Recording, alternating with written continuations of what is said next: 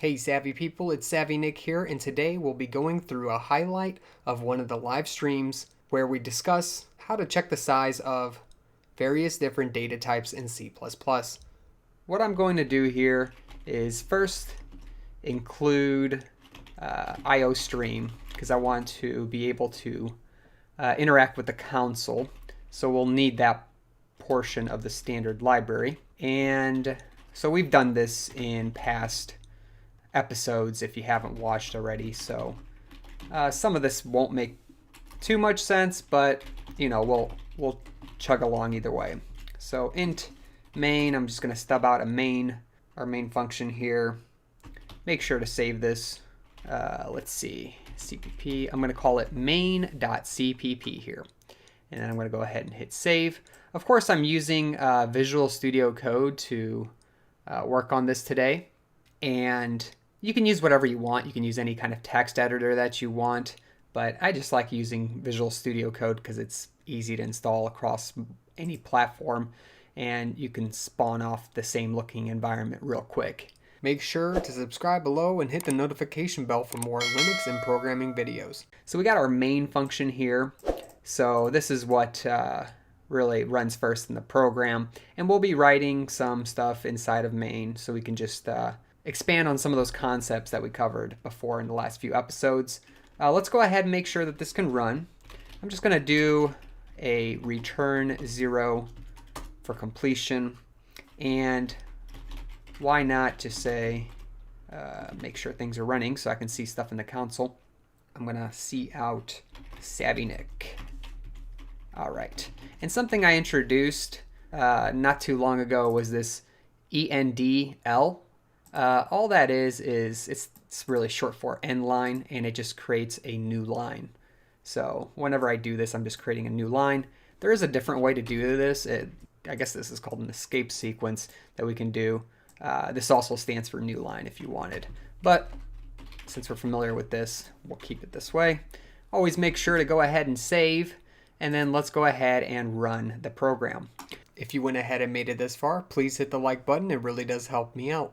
Anyways, where was I? So we were able to successfully compile this program. We have our int main function, and it said SavvyNik, cout SavvyNik end line here. Great. Some of what we talked about, it would have been two videos ago, would have been the various different sizes of data types that we have. So what I'll do is I want to focus on the code, so I'll exit out of here. Anytime I run this, we'll run it down here. So there is a nice little way to figure out whether or what the size of specific data types are on your system. And that's using I think it's an operator, but let's just call it a function that returns the amount of bytes. So remember, we said bytes are equivalent to 8 bits in a system. So it returns the number of bytes for each data type. So let's go ahead and explore, since I kind of just told you how many bytes were being taken up for each individual data type. This time we're going to check and see on the system for sure what it is. So some of the data types that we talked about, the first one I'll just use, let's just use character. So we can do size of. Now notice how it's kind of showing up here in my IDE here, Visual Studio Code. It's trying to make suggestions of what's available here. So C++ keyword, they call it a keyword, I guess. We're going to use size of, and then print brackets here. We're going to go ahead and put in char. So that's the first data type we want. Remember, always end your statements with a semicolon. We'll run this, but right now all this is doing is getting the size and not really doing anything with it. It's not going to print it out unless we specifically say, hey, print it out to the console. And to make things pretty, I'm going to go ahead and put an end line. Continuing on here, we're going to go ahead and run this. And what we can see here is now it says 1 here in the output. Actually, I actually like using the terminal more. So we're used to doing this.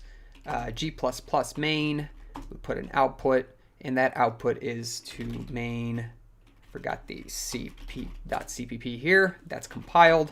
And then we can run main from our terminal, and we got a 1. There's just too much information on that last one. So let me see if I can clear here. Beautiful. We'll use this instead. So I got a 1. So what does 1 represent? Well, 1 actually represents a byte. And just to clean things up, I'll add byte here. And let's rerun this. All right. That way we know what our unit is. So 1 byte, the size of a character is 1 byte in this system. So this is important to understand because this gives you information about what a byte can store. So a byte of data, again, is 8 bits. Let's bring up a calculator. And actually, while I'm bringing up that calculator here on the screen, see if I can get a little bit of music going. So in order to find out at least how many decimals we can store in a byte, we should be able to do 2 to the 8th power. So this will tell us how many different, basically, numbers can be stored in a byte. So if we do 2 exponent 8 and we press enter, that gives us 256 numbers. So what's the significance here? Well, this helps us, at least for some of the other numbers, tell us what our limits are for those for that data type. So you can't just go infinitely and type in any number you want. Where this is going to be apparent is more of in, let's say, an integer or a float or a double, and we'll check those out in a little bit here. So let's keep continuing here. So we went ahead and figured out that a character has 1 byte inside of it. What does a integer have? Probably should have just went ahead and copied that, but no big deal. Let's rerun this, or better yet, I'll go back to terminal, make sure I compile my program, rerun it, and then we have 1 byte for a character, 4 bytes for an integer. So as we talked about before, let's run our calculator real quick. And now we know that there's 4 bytes, which is equivalent to 4 times 8, 32 bits. So if we do 2 to the 32nd here, we'll get some crazy number. Oh, let's see, maybe in the billions, 4 billion something.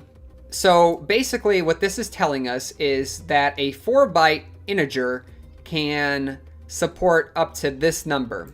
Now this is true for an unsigned, meaning only positive number integer. But if we're using signed integers, which we are in this case, that's what it's defaulting to, we have to divide this by 2 and subtract 1.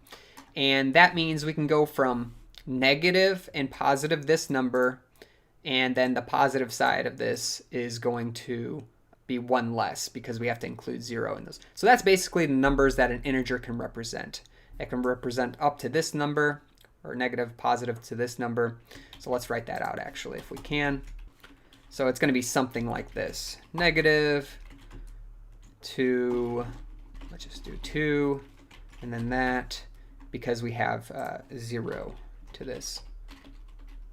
So we go from this number all the way until we get to 0, and from 0 to this number is what can be represented by an int. And we can simply find that out through the calculator like I did there in the last method.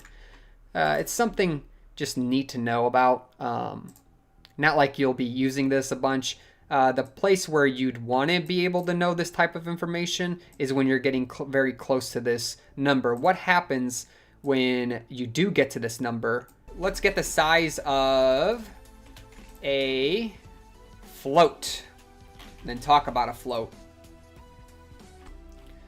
So a float is also 4 bytes. And we'll talk about the limits of all of these again later, so we can go ahead and verify the math. So a float here, again, is 4 bytes. So if a float is 4 bytes, what would you expect a double to be?